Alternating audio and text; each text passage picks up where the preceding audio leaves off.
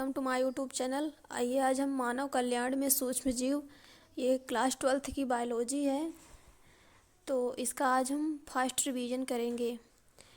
और हम मानव स्वास्थ्य तथा रोग के बारे में पिछले लेक्चर में हम पढ़ा चुके हैं। यदि आप नहीं देखे हैं तो उसको जाके चैनल में विजिट कर सकते हैं।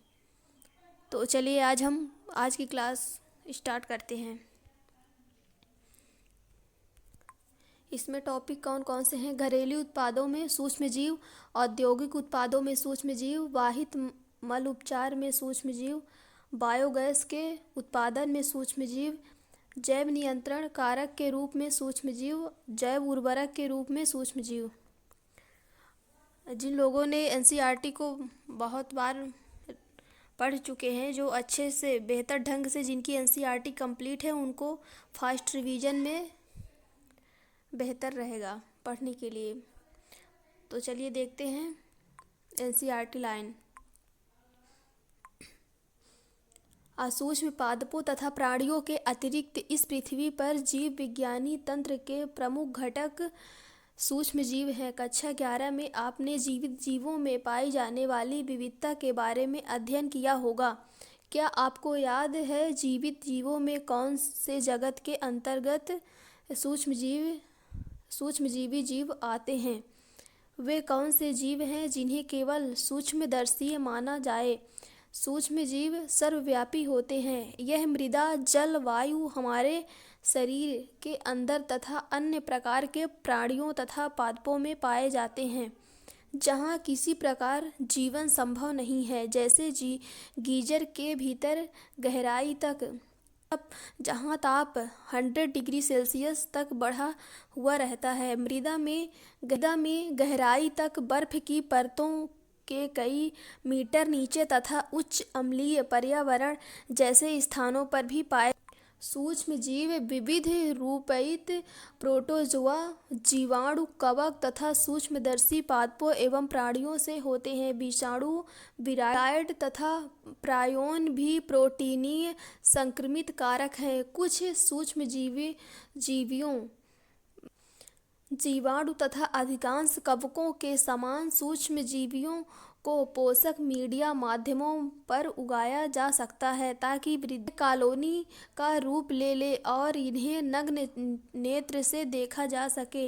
ऐसे संवर्धन सूक्ष्म जीवियों पर अध्ययन के दौरान काफी लाभदायक होते हैं। इस पुस्तक के 8वें अध्याय में आपने पढ़ा होगा सूक्ष्मजीवी मनुष्यों में बहुत से रोग उत्पन्न करते हैं। ये 8वां अध्याय ये पुरानी जो एनसीईआरटी थी तो उसमें था, लेकिन अब क्या है, न्यू एनसीईआरटी में इस मानव सूक्ष्म जीव जो है इसको कर दिया गया है। उसमें क्या थे, 16 चैप्टर थे, लेकिन इसमें क्या है 13 हो गए हैं, 3 हटा दिए गए हैं। ये उसकी बात कर रहा है।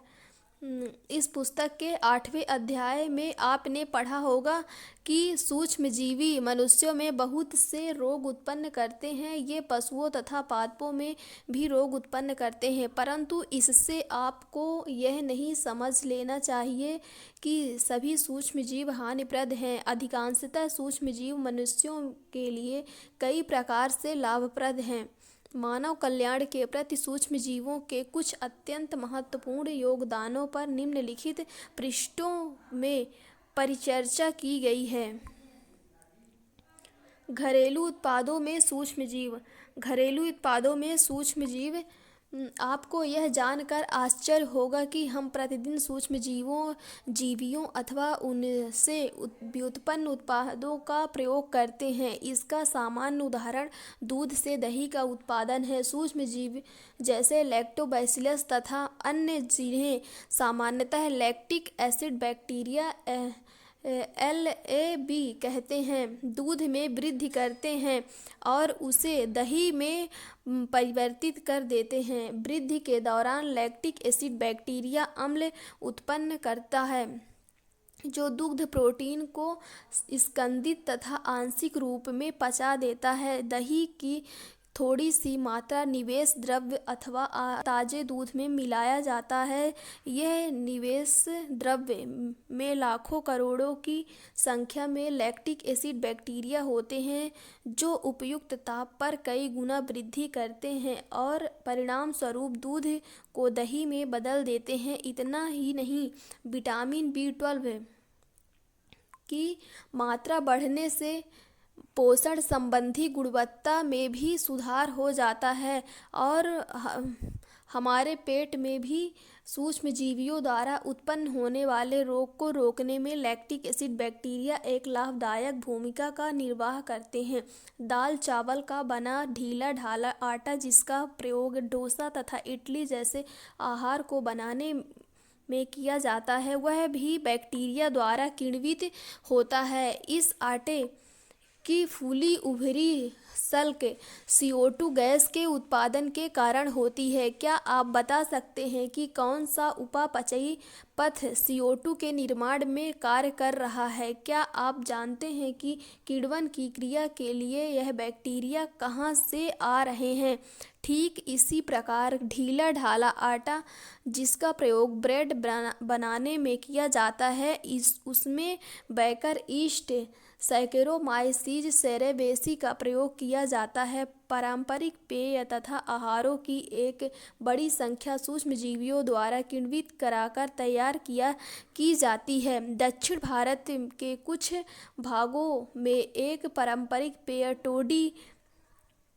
टोडी है। इसे ताड़ वृक्ष के तने के स्राव को किण्वित कराकर तैयार किया जाता है। सूक्ष्म जीवियों का प्रयोग किण्वित मत्स्य, मछली, सोयाबीन तथा बांस, परोह आदि के भोजन तैयार करने में किया जाता है। पनीर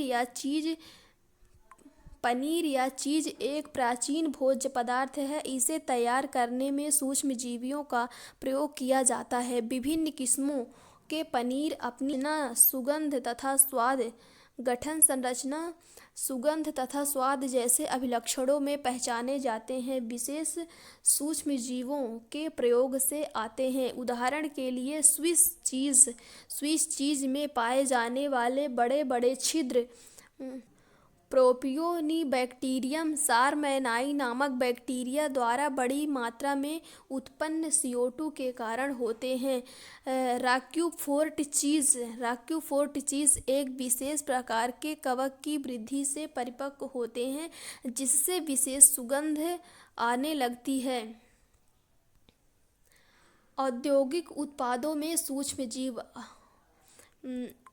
यहाँ तक कि उद्योगों में भी सूक्ष्म जीवियों का प्रयोग बहुत से उत्पादों के संश्लेषण में किया जाता है जो कि मनुष्य के लिए काफ़ी मूल्यवान होते हैं। मादक पेय तथा प्रतिजैविक एंटीबायोटिक इसके कुछ उदाहरण हैं। व्यावसायिक पैमाने पर सूक्ष्म जीवियों को पैदा करने के लिए बड़े बर्तन की आवश्यकता होती है जिसे फर्मेंटर या किण्वन कहते हैं। किण्वित पेय सूक्ष्म जीव विशेषकर यीस्ट का प्रयोग प्राचीन काल से वाइन, बियर, व्हिस्की, ब्रांडी, रम जैसे पेयों के उत्पादन में किया जाता के लिए वही यीस्ट सैकेरोमाइसीज सेरेवेसी जो सामान्यतः ब्रीवर्स यीस्ट के नाम से भी प्रसिद्ध है, ब्रेड बनाने तथा मल्टीकृत धान्यों तथा फलों के रसों में एथेनॉल उत्पन्न करने में प्रयोग किया जाता है। क्या आपको वे उपापचयी अभिक्रियाएं याद है जिसके परिणाम स्वरूप यीस्ट द्वारा एथेनॉल उत्पादित होता है? विभिन्न प्रकार के अल्कोहली पेय की प्राप्ति किण्वन तथा विभिन्न प्रकार के संसाधन, आसवन अथवा उसके बिना कच्चे पदार्थों पर निर्भर करती है। वाइन तथा बियर का उत्पादन बिना आसवन के, जबकि व्हिस्की, ब्रांडी तथा रम किण्वित रस के आसवन द्वारा तैयार किए जाते हैं। किण्वन संयंत्र प्लांट का फोटोग्राफ चित्र 8.5 में दिखाया गया है। प्रतिजैविक एंटीबायोटिक सूक्ष्मजीवियों द्वारा प्रतिजैविकों एंटीबायोटिकों का उत्पादन 20वीं शताब्दी की अत्यंत ही महत्वपूर्ण खोज और मानव समाज के कल्याण के लिए एक बहुत बड़ी उपलब्धि मानी जाती है। एक ग्रीक भाषा का शब्द है जिसका अर्थ खिलाफ तथा बायो का अर्थ जीवन है। दोनों को मिला देने से इसका अर्थ जीवन के खिलाफ हुआ रोग जो जीवों से उत्पन्न होते हैं उनके संदर्भ में, जबकि मनुष्यों के संदर्भ में यह जीवन के खिलाफ न होकर जीवन के प्रति माने जाते हैं। प्रतिजैविक एंटीबायोटिक एक प्रकार के रासायनिक पदार्थ हैं जिनका निर्माण कुछ सूक्ष्मजीवियों द्वारा होता है। यह अन्य रोग उत्पन्न करने वाले सूक्ष्मजीवियों के वृद्धि को मंद अथवा उन्हें मार सकते हैं। आप सामान्य रूप से प्रयोग में लाए जाने वाले एंटीबायोटिक पेनिसिलिन तो क्या आप जानते हैं कि पेनिसिलिन सबसे पहला एंटीबायोटिक था जिसकी खोज प्रकार का हादसा घटना थी।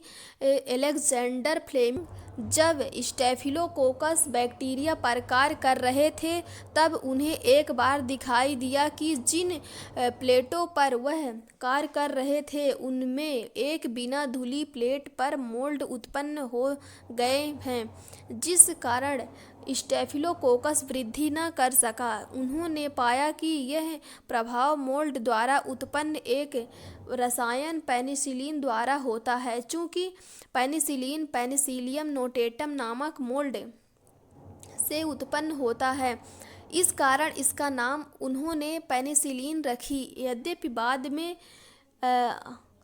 अर्नेस्ट चैन तथा हावर्ड फ्लोरे ने इसकी एक शक्तिशाली एवं प्रभावशाली एंटीबायोटिक के रूप में पुष्टि की। इस एंटीबायोटिक का प्रयोग दूसरे विश्व युद्ध में घायल अमेरिकन सिपाहियों के उपचार में व्यापक रूप से किया गया है। फ्लेमिंग, चैन तथा फ्लोरे को इस खोज के लिए 1945 में नोबेल पुरस्कार से पुरस्कृत किया गया। पेनिसिलिन के बाद अन्य सूक्ष्मजीवियों से अन्य एंटीबायोटिक को भी परिशुद्ध किया गया। क्या आप कुछ अन्य प्रतिजैविकी एंटीबायोटिक के नाम तथा उनके स्रोतों के बारे में बता सकते हैं? प्लेग, काली खांसी, डिप्थीरिया, गलघोटू, लेप्रोसी, कुष्ठ रोग जैसे भयानक रोग जिनसे संसार में लाखों लोग मरे हैं के उपचार के लिए एंटीबायोटिकों ने हमारी क्षमता में वृद्धि की एक शक्ति के रूप में आए। आज हम एंटीबायोटिकों से रहित संसार की कल्पना ही नहीं कर सकते हैं। रसायन, एंजाइम तथा अन्य जैव सक्रिय अणु कुछ विशेष प्रकार के रसायनों जैसे कार्बनिक अम्ल, अल्कोहल तथा एंजाइम आदि के व्यावसायिक तथा औद्योगिक उत्पादन में सूक्ष्मजीवि का बड़े पैमाने पर उपयोग किया जाता है। अम्लीय उत्पादों के उदाहरण सिट्रिक अम्ल का एस्परजिलस नाइगर कवक, एसिटिक अम्ल का एसिटोबैक्टर एसिटाई जीवाणु, ब्यूटरिक अम्ल का कोलेस्ट्रीडियम ब्यूटालिकम एक जीवाणु तथा लैक्टिक अम्ल का लैक्टोबैसिलस आदि हैं। एथेनॉल के बड़े पैमाने पर उत्पादन के लिए ईस्ट सैकेरोमाइसीज सेरेवेसी का प्रयोग किया जाता है। लाइपेज का प्रयोग अपमार्जक, संरूपण तथा धुलाई में कपड़े से तेल के धब्बे। अवश्य देखा होगा कि आप बाजार से खरीद कर फल रस की जो बोतल लाते हैं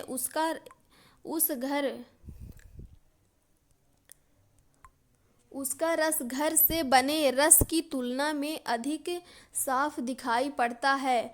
पैक्टिनेजिस तथा प्रोटीएजिस के प्रयोग के कारण बोतल वाला रस अधिक स्वच्छ एवं साफ होता है। स्ट्रेप्टोकाइनेज स्ट्रेप्टोकोकस जीवाणु बैक्टीरियम द्वारा उत्पन्न होता है जो आनुवांशिक इंजीनियरिंग द्वारा रूपांतरित किया जाता है। इसका प्रयोग उन रोगियों में रक्त वाहिकाओं से थक्का क्लॉट हटाने में यानी थक्का स्फोटन के रूप में प्रयोग किया जाता है। हृदयाघात के मोनास्कस परप्यूरिया यीस्ट से उत्पन्न इस स्टैटिन का व्यापारिक स्तर पर रक्त कोलेस्ट्रॉल को कम करने वाले कारक के रूप में किया जाता है। कोलेस्ट्रॉल के संश्लेषण के लिए उत्तरदायी एंजाइम स्पर्धा संदमन निरोधक के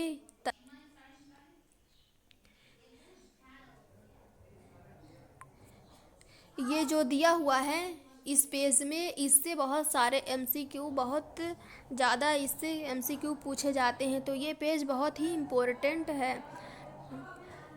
जिन लोगों ने एनसीईआरटी को अच्छे बेहतर ढंग से पढ़ा होगा उनको ये फास्ट रिवीजन में बहुत सहायता मिलती है। तो आज की क्लास हम यहीं पर बंद कर रहे हैं। यदि